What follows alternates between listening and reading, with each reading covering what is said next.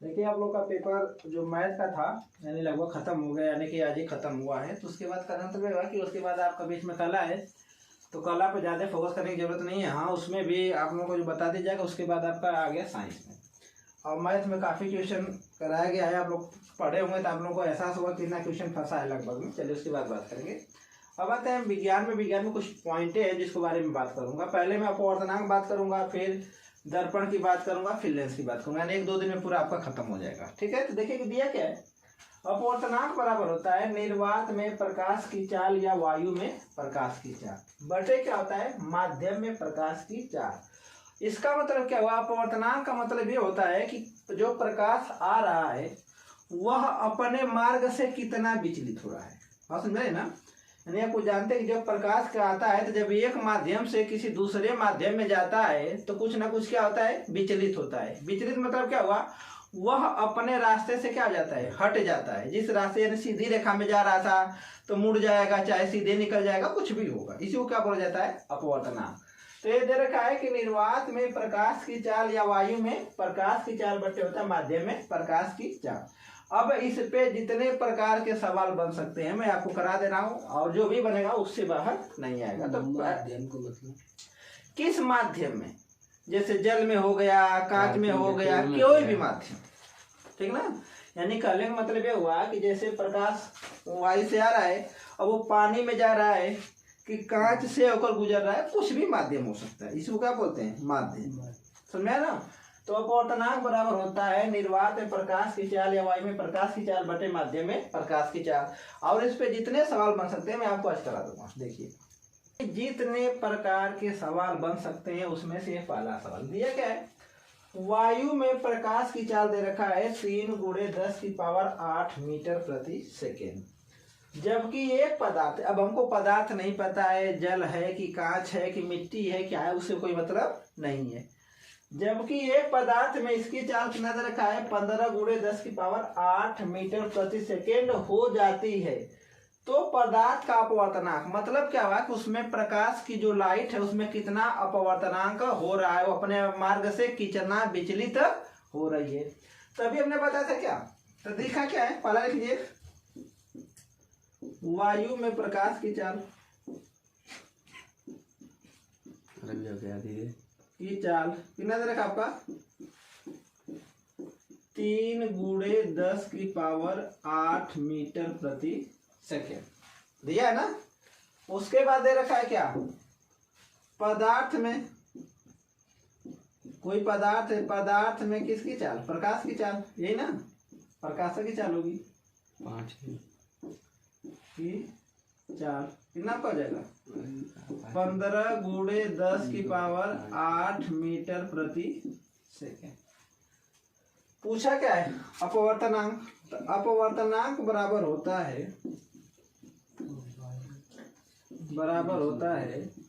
अभी सवाल फॉर्मूला पढ़ा था ना क्या, वायु में प्रकाश की चाल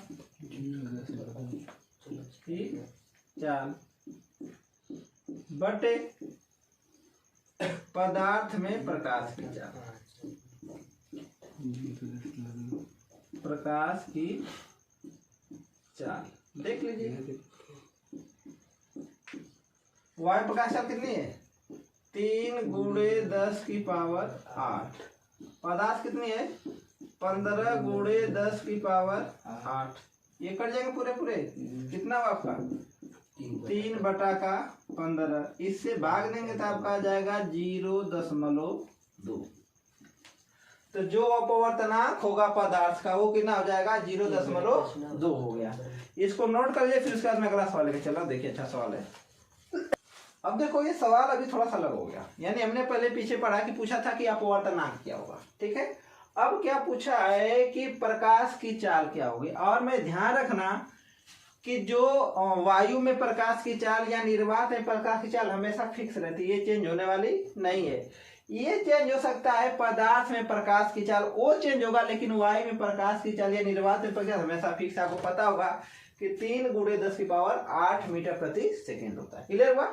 अब यहाँ पे दे रखा है कि वायु में प्रकाश की चाल कितना दे रखा है, 3 × 10⁸ मीटर प्रति सेकेंड हो गया। अब उसके बाद आपका क्या दे रखा है, अपवर्तनांक दे रखा है। अपवर्तनांक आपको नहीं निकालना है। अब क्या दे रखा है, अपवर्तनांक कितना दे रखा है आपका 3/2। कितना दे रखा है 3/2।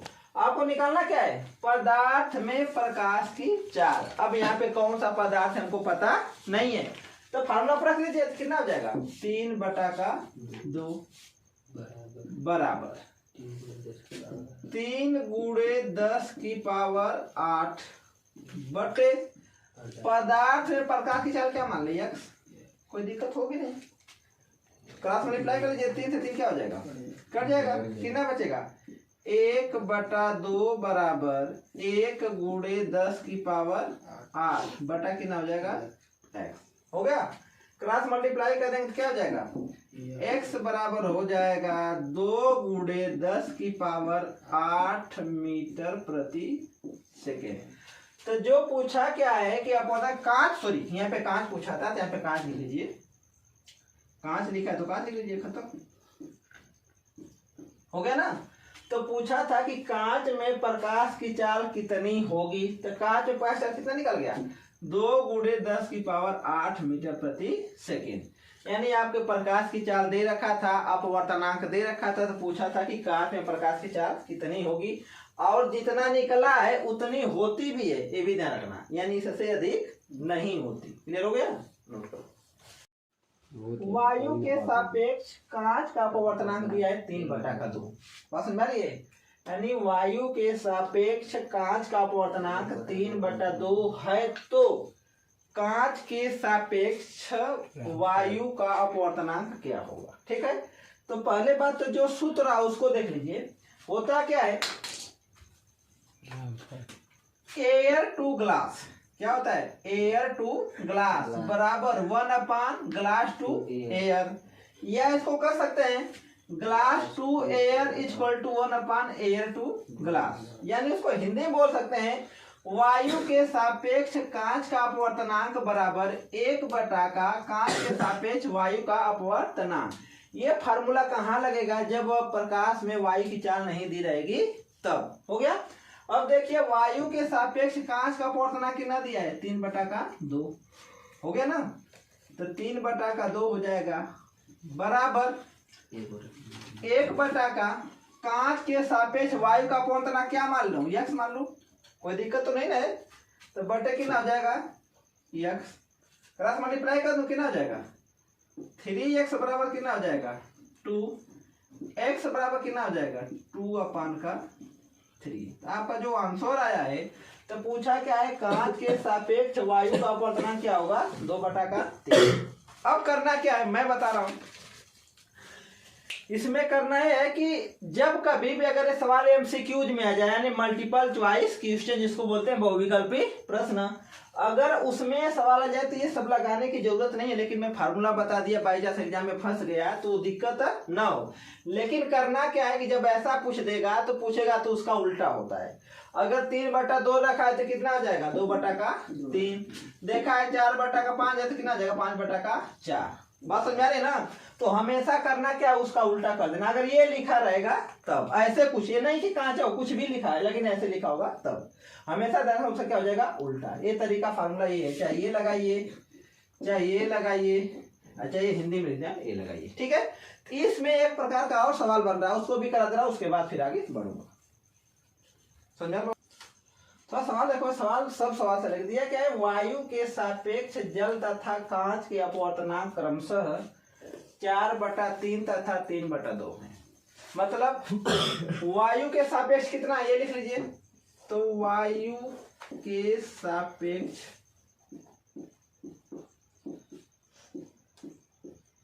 कांच का अपवर्तनांक कितना हो जाएगा, कांच का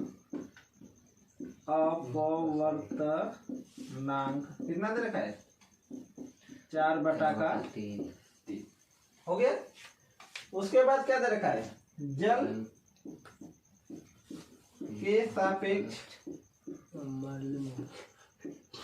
किसका कांच का अपवर्तनांक कितना दे रखा है 3/2 है ना। तो पूछा क्या है जल के सापेक्ष कांच का तो जल के सापेक्ष किसका पूछा है? कांच का। अपवर्तनांक। ये पूछा ना, अपवर्तनांक। ठीक है, तो इसको कुछ करने की जरूरत नहीं है। करना क्या है कि पहले वाले इसमें दूसरे वाले से क्या कर देना है, भाग देना। जैसे जल के सापेक्ष ना, तो जल मतलब वाटर, वाटर के सापेक्ष क्या हो जाएगा? कांच।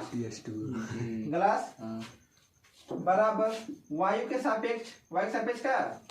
वायु के सापेक्ष कांच, यानी air to glass, air to glass बटे कितना? जल के सापेक्ष वाटर टू ग्लास। हुआ कि नहीं हुआ? यही ना हुआ। तो करना क्या है, वही क्या करना, कुछ नहीं, 4/3 भाग दे दो सीधे सीधे।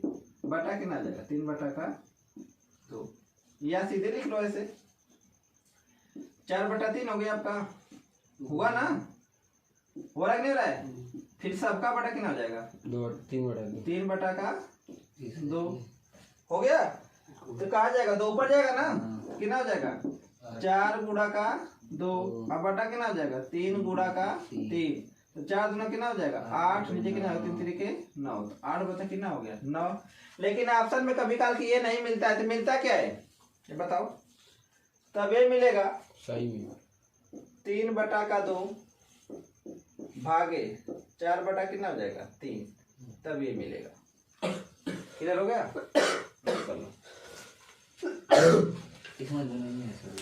कुछ नहीं करना है, बता रहा मत करो। देखो दिया क्या है एक सवाल, ये ऑप्शन के थ्रू आता है, अच्छा सवाल है। दिया क्या है कि किसी गोली दर्पण, देखो सवाल है कि किसी गोली दर्पण तथा किसी पतले गोली लेंस दोनों की फोकस दूरियां क्या है? -15 सेंटीमीटर है। समझा? यानी कि चाहे गोली दर्पण है या चाहे गोली लेंस है, मतलब कह रहा है या तो दर्पण है या तो लेंस है। ये कर रहा है।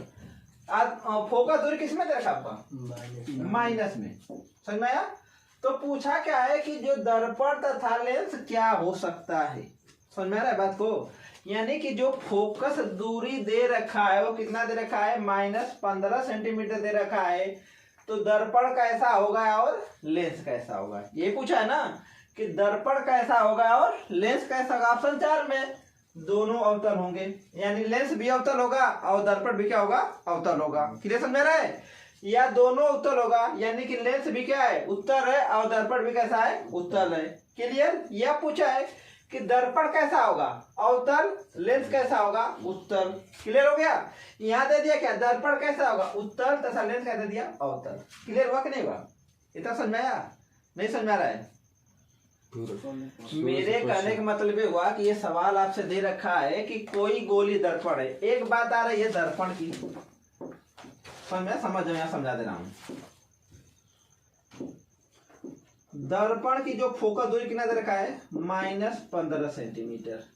ये समझ में आया? लेंस की फोकस दूरी कितना दे रखा है? ये भी कितना दे रखा है? -15 सेंटीमीटर ही दे रखा है। क्लियर हुआ ना? यानी फोकस दूरी दर्पण की भी कितना है? -15 है और लेंस भी कितना है? -15 है। अब ये पूछ रहा है कि दर्पण कैसा होगा? अवतल होगा कि उत्तल होगा, ये पूछा है। ठीक है? लेंस कैसा होगा? उत्तल होगा कि अवतल होगा, ये सवाल पूछ रहा है। समझ में आया? तो 4 ऑप्शन दे रखे हैं। पहला दे रखा है कि दोनों क्या होंगे? अवतल होंगे, यानी दर्पण भी क्या होगा? अवतल होगा और लेंस भी क्या होगा? अवतल होगा। क्लियर हो गया पहला पॉइंट। दूसरा पॉइंट क्या है? दोनों उत्तल होंगे, यानी दर्पण भी क्या होगा? उत्तल होगा और लेंस भी क्या होगा? उत्तल होगा। क्लियर हुआ? अब यहाँ पे दे रखा है, दूसरा पॉइंट दे रखा है, दर्पण कैसा बनेगा? अवतल बनेगा और लेंस कैसा बनेगा? उत्तल। क्लियर हो गया? फिर जो चौथा ऑप्शन दे रखा है, दर्पण कैसा बनेगा? उत्तल, लेंस कैसा बनेगा? अवतल। क्लियर हुआ? अब ये ध्यान रखने वाली बात है, याद कर लो चाहे रट्टा मार लो, कि पहले देखो कि फोकस दूरी क्या है? -15 है। क्या है? -15 है। अगर फोकस दूरी अगर माइनस में दे रखी हो, मैं यहाँ पे खाली माइनस की बात कर रहा हूं, ठीक है? अगर फोकस दूरी किस में दे रखी हो? माइनस में, तो हमेशा क्या बनेगा, अवतल दर्पण या अवतल लेंस बनेगा। नहीं समझ में आया? कहने का मतलब ये हुआ कि यदि दूरी क्या दे रखी हो, सॉरी, यदि फोकस दूरी क्या दे रखी हो, माइनस में, -1 दे, -20 दे, कुछ भी दे, समझ में आया ना? तो चाहे लेंस हो या चाहे दर्पण हो, दोनों क्या बनेंगे, अवतल। तो पहला ऑप्शन क्या हो जाएगा, सही। तो दोनों क्या होंगे, अवतल होंगे। तो अवतल दर्पण और अवतल लेंस। क्लियर हुआ? किस कंडीशन में, जब फोकस दूरी किस में दे रखी हो, माइनस में, तो उस कंडीशन में अवतल लेंस भी होगा, अवतल दर्पण भी होगा। क्लियर हो गया? चलो दूसरा सीखेंगे अभी। दिया क्या है कि एक अवतल लेंस द्वारा किसी वस्तु का बना प्रतिबिंब होता है। मतलब कहने मतलब है कि दर्पण का, सॉरी, लेंस कैसा है, अवतल। तो जब अवतल लेंस अगर है, तो अगर उसके सामने हम क्या, जैसे अवतल लेंस हमने बताया था, अवतल लेंस क्या होता है, ये होता है ना, ये होता है, ये ना हुआ था। अवतल लेंस क्या होता है, किनारों पर क्या होता है, मोटा, बीच में क्या होता है, पतला। ये क्या होता है, अवतल लेंस होता है। अगर इसके सामने हमने क्या किया, किसी मान लो कोई प्रतिबिंब है, इसको हमने क्या किया, रख दिया। क्या किया, रख दिया। तो पूछा क्या है कि जो प्रतिबिंब इसका बनेगा, इसका जो प्रतिबिंब कुछ तो बनेगा ना, वो कैसा बनेगा। तो पहला पॉइंट ध्यान रखना कि अगर अवतल लेंस है तो कैसा बनेगा, आभासी बनेगा। कैसा बनेगा, आभासी। दूसरा क्या बनेगा, सीधा। पहला क्या बना, आभासी। दूसरा कैसे बनेगा, सीधा, एकदम क्या बनेगा, इरेक्ट। क्या बनेगा, सीधा। तीसरा क्या बनेगा, इससे छोटा बनेगा। जो प्रतिबिंब क्या बनेगा, मान लो इससे छोटा, तो क्या हो जाएगा, इससे छोटा।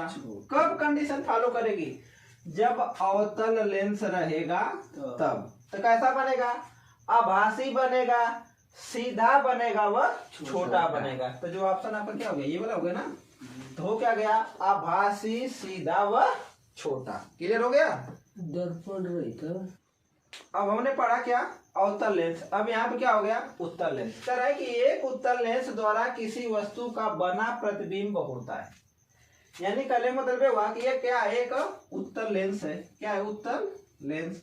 इसके सामने हमने क्या किया, किसी वस्तु को रख दिया, ये है। तो पूछा क्या है कि जो उसका प्रतिबिंब बनेगा कैसा बनेगा। तभी हमने बात किया था कि अवतल में जो बनेगा क्या बनता है, आभासी, और क्या बना था, सीधा व छोटा। ये बताया था ना। अब उसमें आभासी हुआ तो इसमें पहला क्या बनेगा, वास्तविक। क्या बनेगा, वास्तविक। क्लियर हो गया? उसमें क्या बना था, सीधा, तो इसमें क्या हो जाएगा, उल्टा।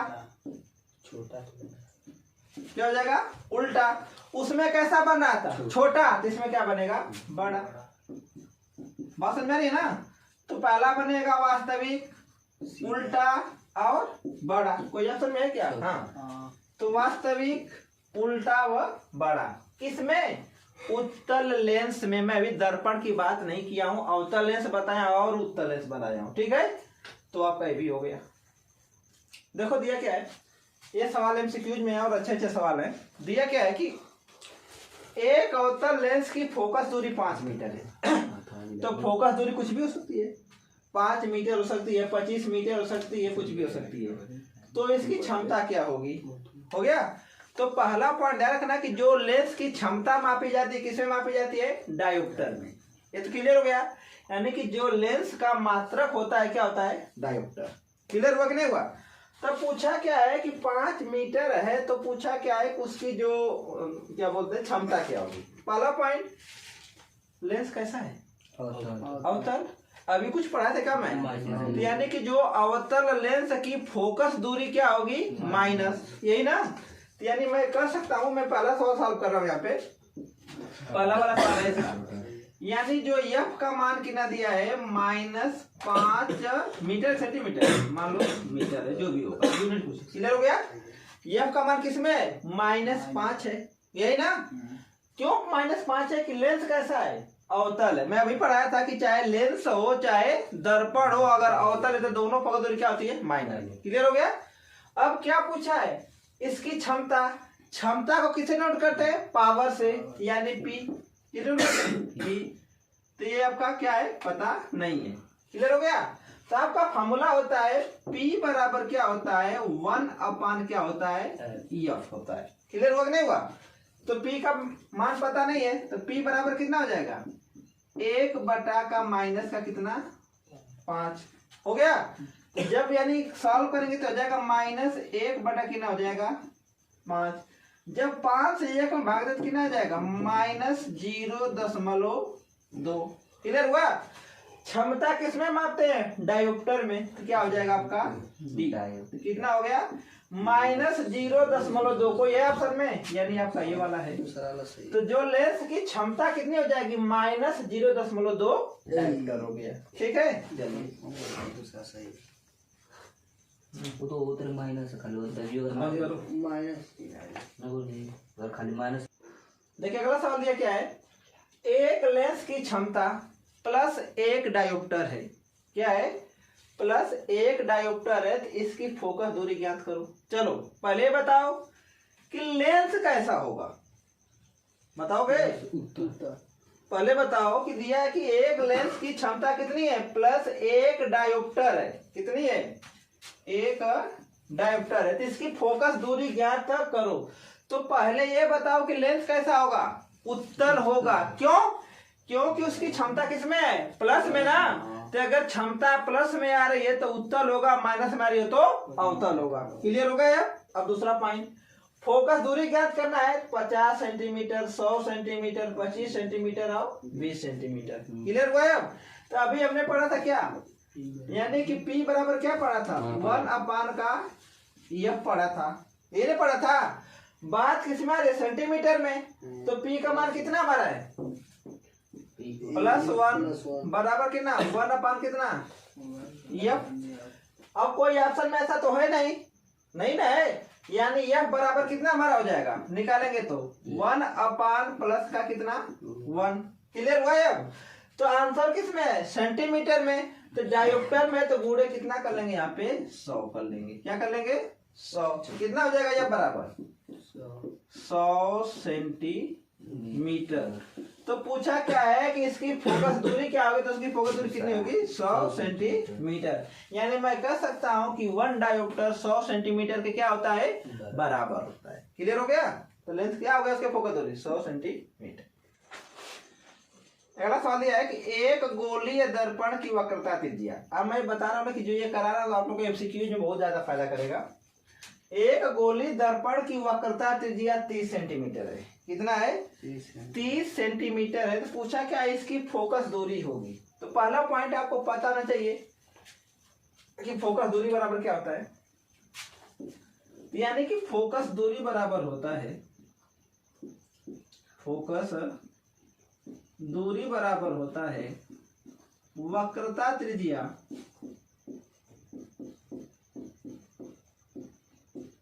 बटा कितना होता है 2। यानी F बराबर होता है R अपान 2। F का मान कितना हो गया पता नहीं है। R का मान कितना है 30, नीचे कितना हो जाएगा 2, भाग दे तो कितना हो जाएगा 15। F का मान कितना आ गया 15 सेंटीमीटर। क्लियर हुआ कि नहीं हुआ? या एक होता है, ये फार्मूला होता है कि वक्रता त्रिज्या बराबर होता है 2 गुणे फोकस दूरी। फोकस दूरी यानी R बराबर होता है 2 गुणा का F। यानी आपके 2 सवाल इस पे क्या हो सकते हैं बन सकते हैं। तो दिया क्या था, यदि गोली दर्पण की वक्रता त्रिज्या 30 सेंटीमीटर, इसकी फोकस दूरी ज्ञात करो। फोकस दूरी बराबर होता है बटा का 2। तो जो आपका आंसर है कितना आया 15 सेंटीमीटर आ गया।